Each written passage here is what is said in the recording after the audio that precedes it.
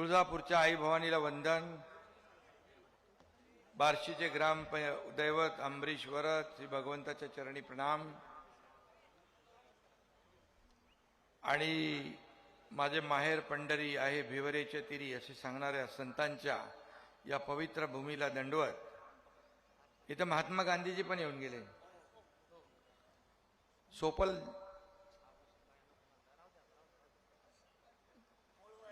मूळ वैरागचे आणि सोपल साहेब 6 वेळा निवडून आले. 7 वेळा निवडून आले. आता या विधानसभेच्या वेळेत थोडं गाडी चुकली नाही तर मंत्रिमंडळात असते ते. बघायचं आहे ना तुम्हाला.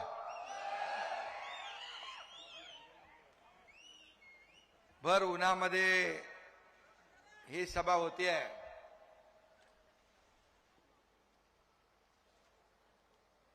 खरं म्हणजे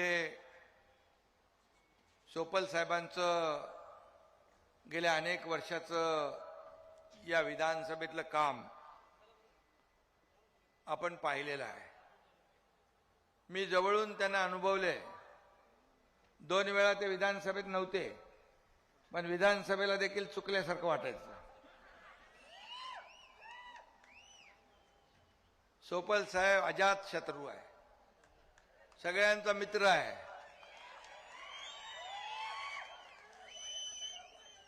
आमदार कसा असावा तर दिलीप सोपल यांचं नाव घ्यावं लागेल.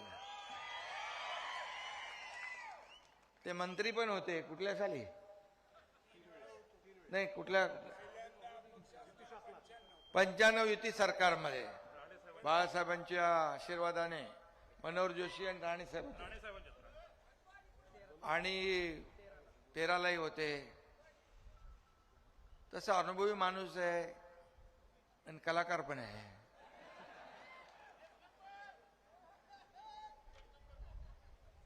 आणि म्हणून मी मुद्दाम या सभेला आलो. शेवटी बघा, आज एकीकडे दुःख आहे, दुःखाचं सावट आहे. आमचे मंत्रिमंडळातील सहकारी दिवंगत उपमुख्यमंत्री अजितदादा यांचं दुःखद निधन झालेलं आहे. अतिशय मोठी दुर्घटना महाराष्ट्राने पाहिली आहे आणि शोककळा आहे, शोक दुःखाचं सावट आहे आणि निवडणूकही आहे. ही कार्यकर्त्यांची निवडणूक आहे. आमच्या निवडणुका झाल्या, लोकसभा झाली, विधानसभा झाली. हे कार्यकर्ते जे आहेत, हे कार्यकर्तेच आम्हाला निवडून देतात. लोकसभेमध्ये, विधानसभेमध्ये हा कार्यकर्ता प्रत्येक पक्षातला एक पक्षाचा पाठीचा कणा असतो आणि तो निवडणुकीमध्ये तन मन धन सगळं अर्पण करून आपल्या नेत्याला विजयी करत असतो. आणि मग कार्यकर्त्याच्या जेव्हा निवडणुका असतात तेव्हा त्याला अपेक्षा असते की माझ्या नेत्याने माझ्या निवडणुकीत आलं पाहिजे. आणि म्हणून मी जरी शिवसेनेचा प्रमुख असलो तरी सुद्धा मी कार्यकर्त्याच्या मागे उभे राहणारा कार्यकर्ता आहे. कारण कार्यकर्ता आहे तर आपण आहोत. आणि हा शिवसेना कार्यकर्त्यांचा पक्ष आहे. आणि म्हणून मी मुद्दाम या प्रचाराला आलो. तसं बघायला गेलं तर आमचे सोपल साहेब आणि माझी मैत्री अतिशय जीवाभावाची आहे आणि दोस्ती करावी मनापासून. आणि सोपल साहेब देखील मनापासून एखाद्याशी प्रेम करतात, दोस्ती करतात, मैत्री करतात आणि ती निभावतात देखील. आणि म्हणूनच मी या ठिकाणी आलो आणि आपल्या या सर्व वैराग गावातल्या सर्व माता भगिनी, माझ्या लाडक्या बहिणी इकडे आहेत, लाडके भाऊ आहेत, शेतकरी आहेत, या सगळ्यांचं दर्शन तरी मला घेता आलं, आपल्याला भेटता आलं, आपल्याला पाहता आलं, आपल्याशी बोलता आलं. आणि मला योग घडवून आणला सोपल साहेबांनी. त्यांचं मनापासून मी धन्यवाद देतो, त्यांना मनापासून त्यांचे आभार मानतो. खरं म्हणजे इथं 1971 साली रोजगार हमी साठी आंदोलन झालं. माजी आमदार चंद्रकांत नाना निंबाळकर यांनी हे आंदोलन पुकारलं होतं आणि मग इथूनच सुरुवात झाली आणि रोजगार हमीचा कायदा झाला, केंद्राने तो स्वीकारला. अशी ऐतिहासिक भूमी ही वैराग आहे आणि म्हणून तालुका व्हावा म्हणून देखील आंदोलन इथून झालं. मनोहर जोशी साहेबांच्या काळामध्ये जाहीर झालं होतं आणि मी आपल्याला नक्की सांगतो की एकनाथ शिंदे इथं आलेला आहे आणि जनतेची भावना, सर्वसामान्य लोकांची भावना, तीच आमची भावना, सरकारची भावना. नक्की सोपल साहेब या जनतेच्या भावनेची कदर केली जाईल आणि आपल्याला जे हवं आहे ते दिलं जाईल. कारण मी मुख्यमंत्री असताना अनेक निर्णय आम्ही घेतले. म्हणजे 2.5 वर्षाच्या काळामध्ये मुख्यमंत्री माझी लाडकी बहीण योजना आम्ही केली, लेक लाडकी लखपती योजना केली, एसटी मध्ये 50% सवलत देण्याचा निर्णय आम्ही घेतला, मुलींचं उच्च शिक्षण मोफत करण्याचा निर्णय आम्ही घेतला. मला ती घटना आठवते.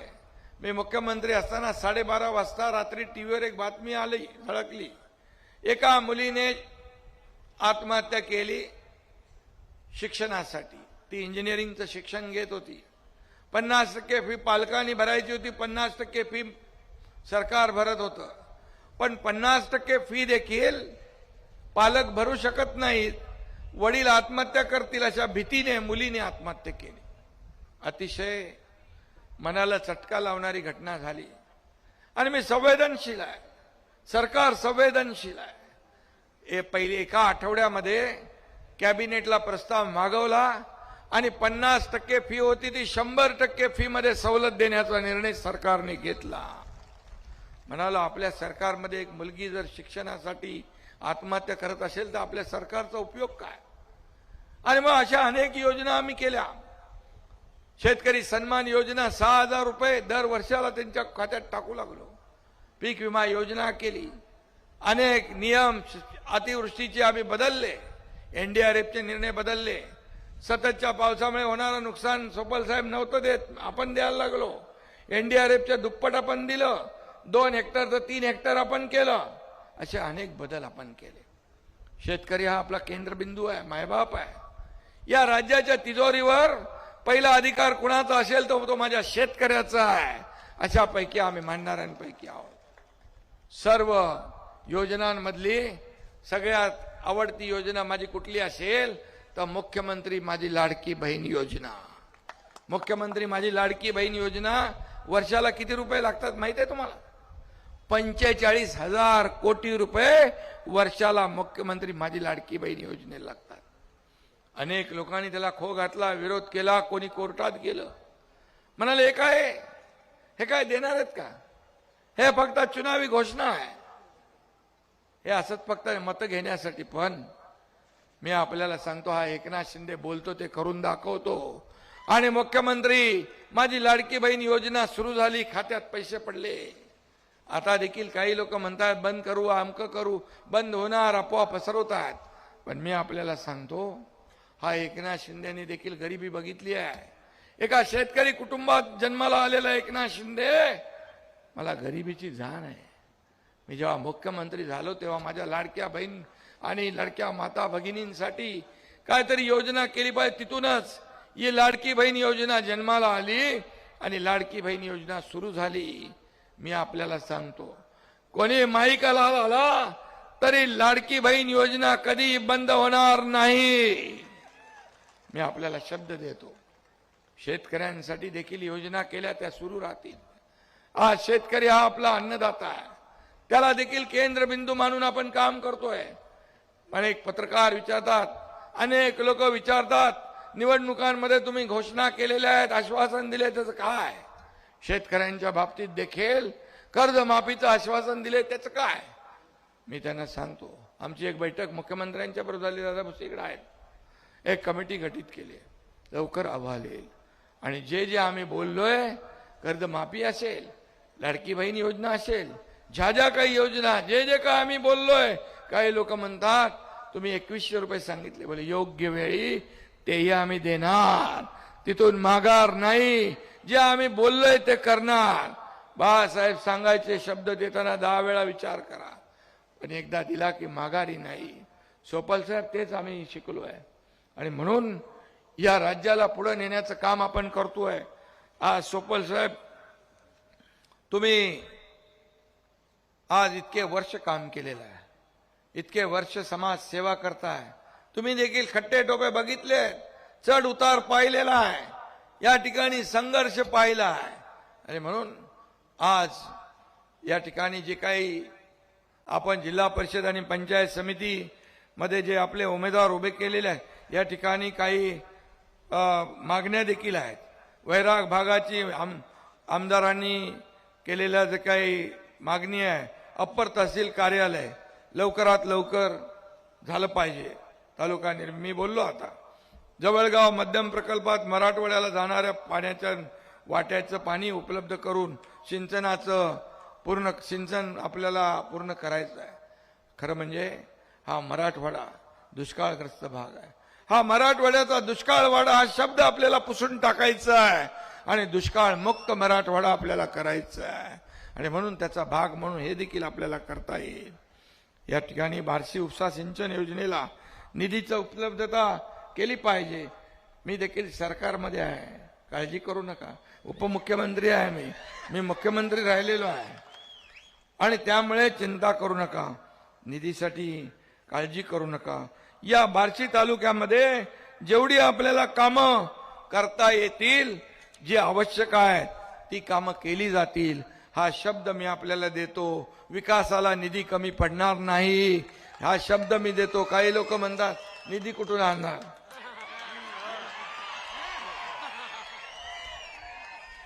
अरे हा एकनाथ शिंदे पण सरकारमध्ये आहे आणि त्यामुळे आपल्याला मी एवढंच सांगतो, विकास कामांमध्ये कुठेही डावं उजवं आम्ही करत नाही. माझ्याकडे मी मुख्यमंत्री असताना अनेक पत्र यायची, शेकडो हजारो लाखो पत्र आली, सगळ्यांवर मी सह्या केल्या.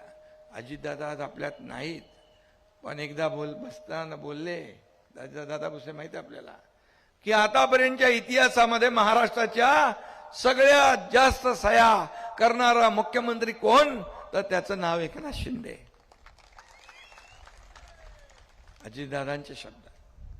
आणि म्हणून हे विकासासाठी जेवढं काय आपल्याला करता येईल ते केलं पाहिजे. लाडक्या बहिणींसाठी, भावांसाठी, शेतकऱ्यांसाठी, माझ्या तरुणांसाठी, उद्योग रोजगार. इकडे काय MIDC कुठं आहे का नाही? अरे कुठं करायची जागा जमा करा, लगेच द्यायला लावतो मी. उदय सामंत यांना मी तत्काळ सांगतो, तुम्ही तयारी तुमची करा. उद्योग आणायचा, MIDC स्थापन करायचं काम एकनाथ शिंदे करेल, हा शब्द माझा आहे. कामाला, लोकांच्या हाताला रोजगार पाहिजे, तरुणाच्या हाताला रोजगार पाहिजे. या बार्शीतला, या वैराग मधला तरुण नोकरीसाठी मुंबई, ठाणा, पुणे इकडे जाता कामा नये, त्याला इथंच रोजगार मिळाला पाहिजे. ही भूमिका सरकारची आहे आणि म्हणून मी आपल्याला एवढंच सांगतोय की आता सोपल साहेब आणि आम्ही आता सोबत आहोत, एकत्र आहोत आणि वैराग नगरपंचायत दत्तक घ्यायचे. नगरपंचायत तर लगेच घेतो, कारण नगरपंचायत जी आहे या ठिकाणी ती नगरविकासकडे येते, बरोबर ना. आता नगरविकासासाठी तुम्हाला काय काय किती पैसे पाहिजे सांगा. मी आता तिकडे आचारसंहिता नाही आहे, तिकडे आचारसंहिता नाही. तुम्हाला सांगा, महत्वाची क्रमांकाप्रमाणे नावं सांगा, कामं सांगा आणि ती कामं या ठिकाणी एकनाथ शिंदे केल्याशिवाय राहणार नाही, हा शब्द मी आपल्याला देतो. तुम्ही काय काढले? नगराध्यक्षांनी दिलंय. हायमास, रस्ते, गटारी 20 कोटी, वैकुंठ स्मशानभूमी 5 कोटी, CCTV 2 कोटी, नगरपंचायत नवीन इमारत बांधकाम 7 कोटी. काय इमारत नाही आहे, मग बसता कुठं? अरे कारभार कुठं करता? मग तुम्हाला पहिलं हे काम केलं पाहिजे, नगर पंचायतची चांगली इमारत बांधली पाहिजे, तात्काळ ती बांधली पाहिजे. आणि मी तुम्हाला सांगतो, हे 34 कोटी रुपये जे आता तुम्ही मला निवेदन दिलेलं आहे, याचा पहिला टप्पा तुम्हाला उद्याच्या उद्या मिळाल्याशिवाय राहणार नाही.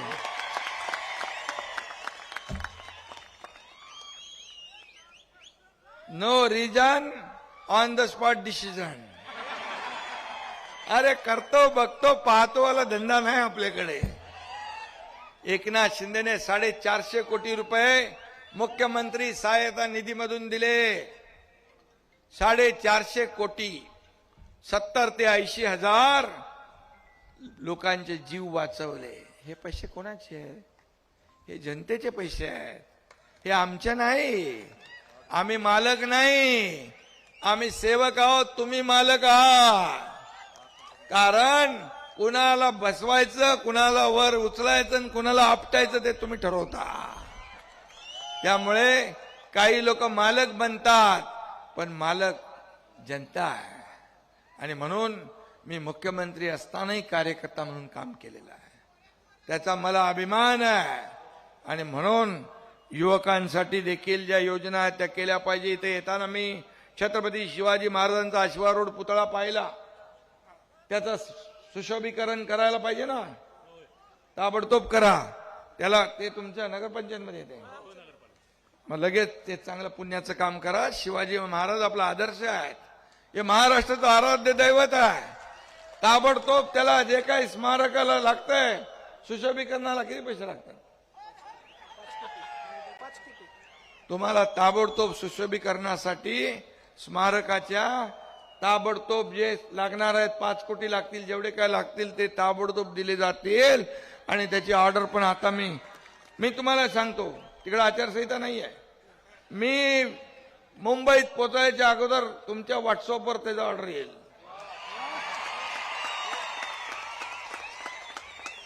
पैसे कुठून आणणार? हे काय पैसे? अरे हे पैसे काय आपल्या मालकीचे नाहीत, हे जनतेचे पैसे आहेत.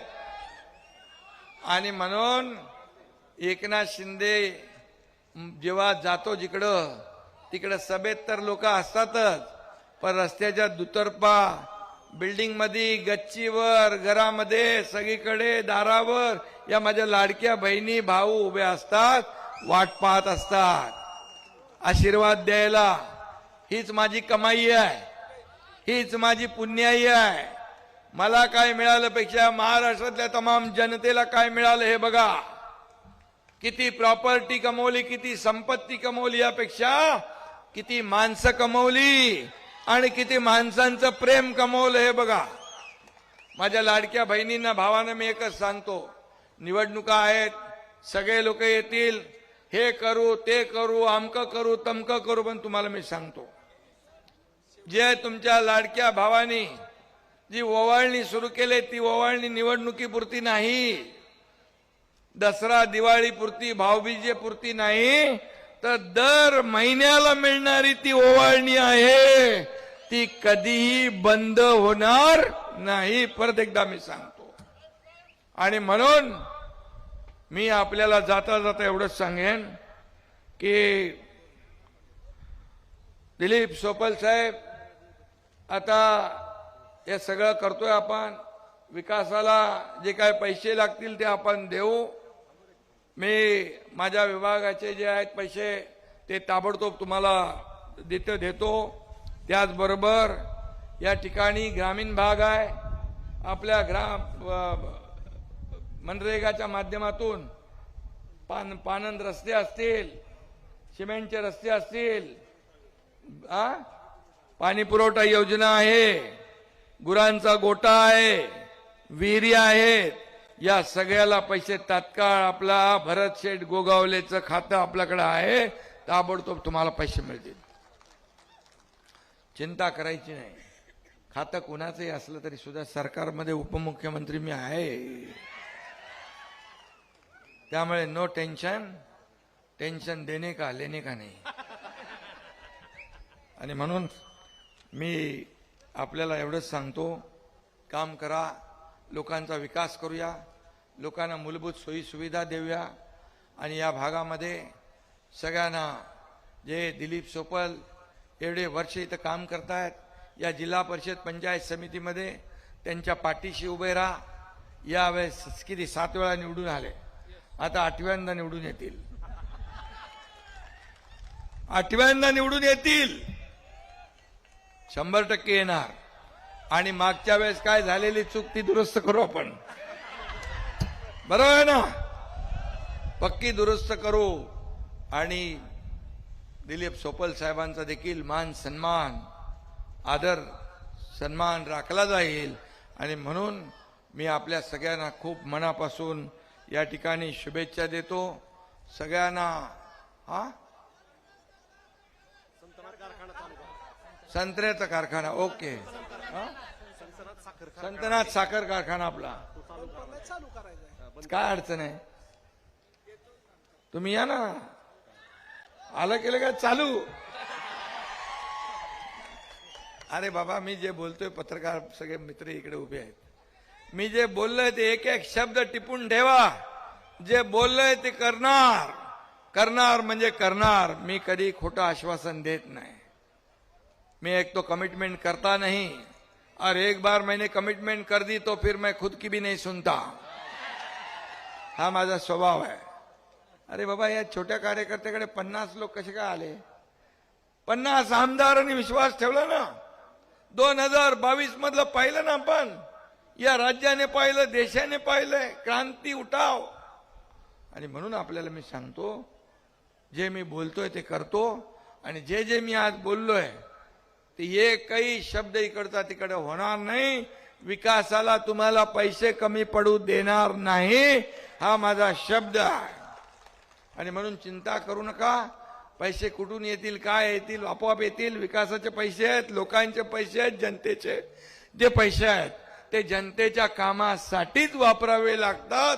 आणि ते वापरले जातील, त्याचं नियोजन केलं जाईल, हा शब्द मी आपल्याला देतो. आणि पुन्हा एकदा आपल्याला सगळ्यांना विनंती करतो, दिलीप सोपल साहेबांच्या या सर्व कुठल्या आघाडी आपली, ते सगळे उमेदवार निवडून आणणार तुम्ही? पक्का हात वर करून सांगा. तुम्हाला जे बोललोय मी ते सगळंच्या सगळं देणार, हा देखील मी तुम्हाला शब्द देतो. धन्यवाद. जय हिंद, जय महाराष्ट्र.